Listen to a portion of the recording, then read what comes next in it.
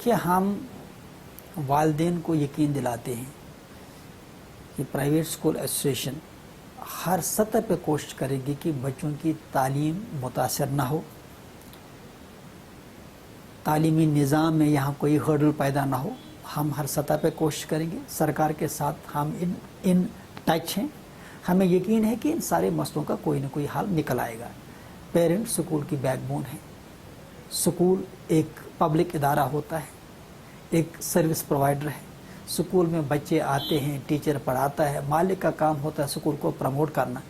जहाँ स्कूलों की जिम्मेदारी है कि वो हर सतह पे कोशिश करें कि बच्चों की क्वालिटी तालीम जारी रहे, वहाँ पे वालिदैन की भी जिम्मेदारी है कि वो किसी साजिश का या किसी प्रोपगंडे के शिकार ना हों, तो स्कूलों की मदद करें। जैसा इससे पहले भी स्कूल ने मदद जिससे पहले भी पेरेंट्स स्कूलों की मदद करते आए हैं। आप देखिए, माजी में कभी भी ये इशू नहीं होता था कि विंटर की फ़ीस दें न दें, छुट्टियों की फ़ीस दें न दें, क्योंकि तालीम अहम थी। आज ये कुछ मशकूक चेहरे, कुछ लोग जिनका हिडन एजेंडा है, वो स्कूलों और पेरेंट्स को आपस में लड़ाना चाहते हैं। ज़रूरत है कि पेरेंट इस बात को समझें, स्कूल पेरेंट्स के हैं, स्कूल बच्चों के हैं, स्कूल जो है टीचर्स के हैं। और हम भी उनको यकीन देते हैं कि जो भी बन पाएगा स्कूलों की तरफ से, हम हर सतह पे कोशिश करेंगे कि हमारे बच्चों की तालीम मुतासर ना हो।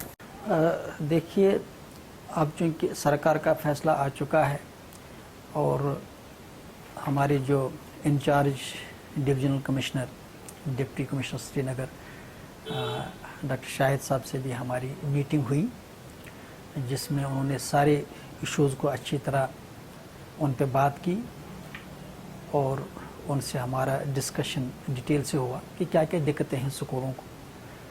जहाँ तक ट्रांसपोर्ट का ताल्लुक है, ट्रांसपोर्ट एक फैसिलिटी है।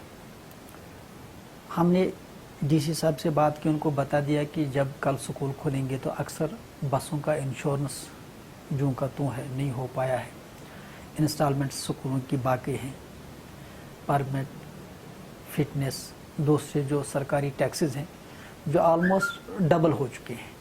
इसके साथ साथ गाड़ियों के स्पेयर पार्ट्स, फ्यूल, हर एक जानता है कि उसमें कितनी बढ़ोतरी हुई है। अब फी हाइक का जहाँ तक मामला है वो तो है ही, दूसरा उसके साथ पिछले 1.5-2 सालों से तकरीबन फ़ीस स्कूलों की नहीं आई है। 99% स्कूलों की फ़ीस नहीं आई है, ट्रांसपोर्ट फ़ीस। अगर किसी इक्के दुक्के पेरेंट ने फ़ीस भर भी दिया तो वो बहुत ही कम है, बहुत ही कलील है।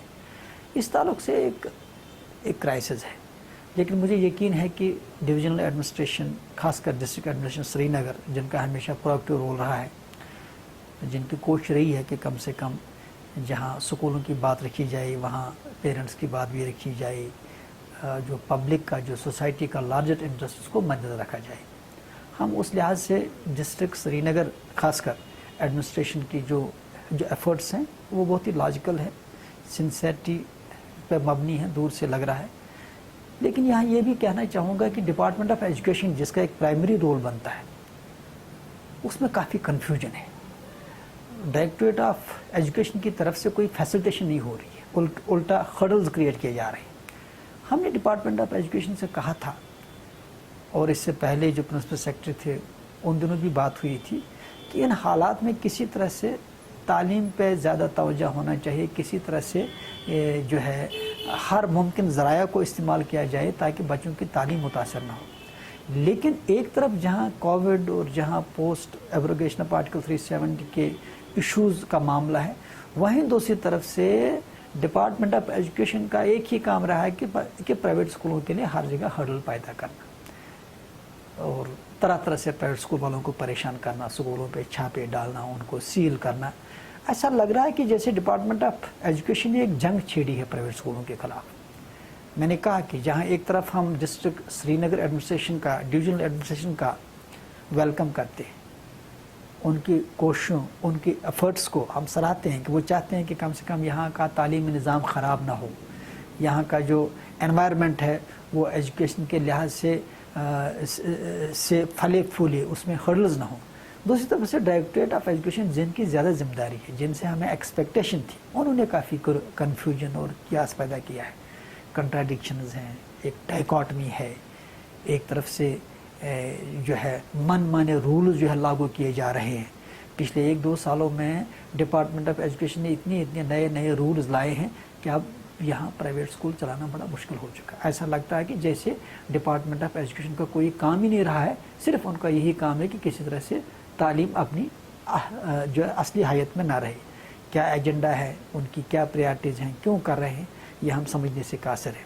یہاں یہ میں کہنا چاہوں گا کہ 70,000 سے زیادہ لوگوں کا روزگار پرائیویٹ اسکولوں سے جڑا ہوا ہے, اور 7 لاکھ سے زیادہ بچوں کا مستقبل صرف کشمیر میں ہمارے اسکولوں سے جڑا ہوا ہے, جہاں سرکار کی ایک طرف یہ ذمہ داری بنتی ہے کہ گورنمنٹ اسکولوں کے تعلق سے ان کے پاس 12,000 کروڑ کا بجٹ ہے, وہیں سرکار کی اخلاقی ذمہ داری بنتی ہے کہ جو غریب والدین ہیں, جو غریب بچے ہمارے اسکولوں میں پڑھتے ہیں, ان کا بھی دھیان رکھا جائے. ہمیں کچھ اندیے مل رہے ہیں کہ سرکار نے ریسنٹلی اس پہ سوچ بچار کرنے کے لیے کہا ہے کہ کچھ اس پہ سوچ بچار ہو رہا ہے, حالانکہ ابھی تک سامنے کچھ آیا نہیں.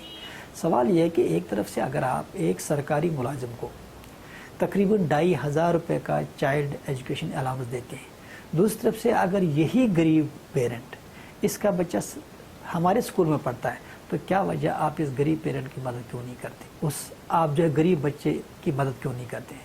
آخرکار پرائیویٹ اسکولوں کا بجٹ کیا ہے؟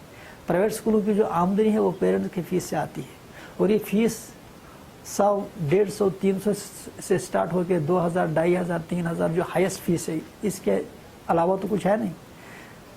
ٹرانسپورٹ دیکھ لیجئے, ٹرانسپورٹ پورے کا پورا جو ہے کتنے خرچے ہیں, ڈرائیورز, کنڈکٹرز کی سیلری, ٹیکسز, انشورنس, اور جو اس طرح سے الائڈ اسٹاف, یہ سارے کے سارے خرچے کہاں پورے ہوں گے, کیسے پورے ہوں گے؟ یہ سرکار کی ذمہ داری بنتی ہے کہ سرکار جو ہے, جیسے سکم گورنمنٹ نے کیا کہ اکنامک ریوائول کمیٹی وہاں پہ بنی, جنہوں نے جو ہے باقاعدہ پرائیویٹ اسکولوں کو اکاموڈیٹ کیا. یہاں سرکار کی ذمہ داری بنتی ہے کہ وہ آگے آئے تاکہ ہمارے اسکول بند ہونے سے بچے. اگر حالت ایسی ہے تو میکسیمم اسکول نہیں کھل پائیں گے, ہمارے اکثر اسکول جو ہے آکشن ہو جائیں گے, سیل ہو جائیں گے, کیونکہ اسکول مالکان اسکول چلانے کی پوزیشن میں نہیں رہیں گے. یہ ایک المیہ ہے.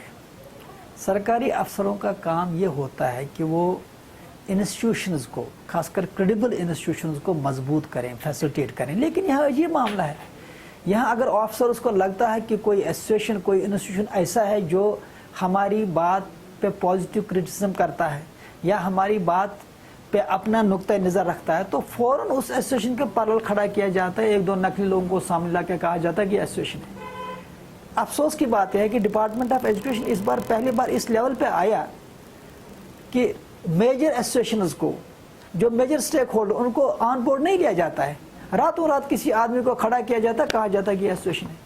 یہ ان آفیسرز کی اپنی کریڈیبلٹی جو ہے اس سے داؤ پہ لگی ہوئی ہے. سیدھی سی بات ہے, وہ اپنی کریڈیبلٹی خراب کر رہے ہیں. لوگوں کو پتہ, عوام کو پتہ ہے, سوسائٹی کو پتہ ہے, گورنمنٹ کو پتہ ہے.